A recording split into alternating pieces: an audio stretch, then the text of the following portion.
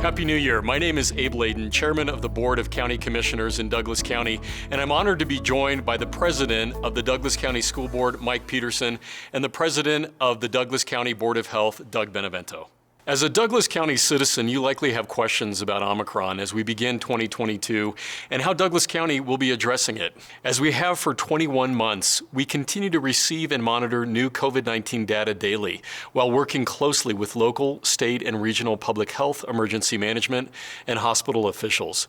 And in doing so, we remain nimble and prepared to adjust our policies accordingly. As your county, school board, and Board of Health leadership, we would like to provide you with an update on our perspective and address questions that you may have about what is next. So let's begin with the facts. Omicron is contagious, and many will get it, including even those that are vaccinated and boosted.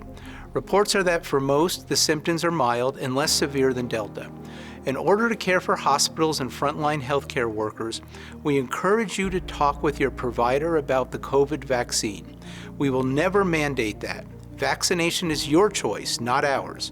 Also, if you have a medical background and left work due to fatigue, lack of childcare when schools were shut down, retirement, or other reasons, we encourage you to consider coming back to work to help your colleagues in healthcare. Our perspective in Douglas County for 21 months has been not to react to case numbers, but to severity. That is, how bad are the symptoms? What are the trends in hospitalizations and deaths? While there are intermittent spikes in these metrics, we are not seeing sustained marginal increase in the rate of hospitalization. That said, we are aware that many more people are testing due to mandates that may come from all sectors of employment. And so it is not surprising to see an increase in reported cases as a result. Unfortunately, like you, for 2 years we have witnessed policymakers react emotionally to case counts with fear and institute one-size-fits-all mandates and restrictions such as universal masking, vaccine passports, and closing schools and businesses. Let's be clear. Until we see significant severity metrics, such restrictions will not happen in Douglas County. Again, instead of reacting to case counts, we will respond to severity. Instead of responding with fear-driven mandates and restrictions, we will respond with courage and freedom of healthcare choice.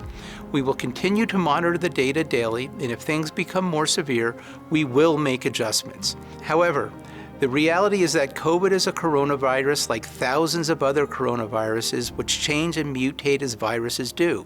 As you are now beginning to hear from both sides of the political spectrum, this is not a pandemic, it is endemic, and we are simply going to have to live with COVID.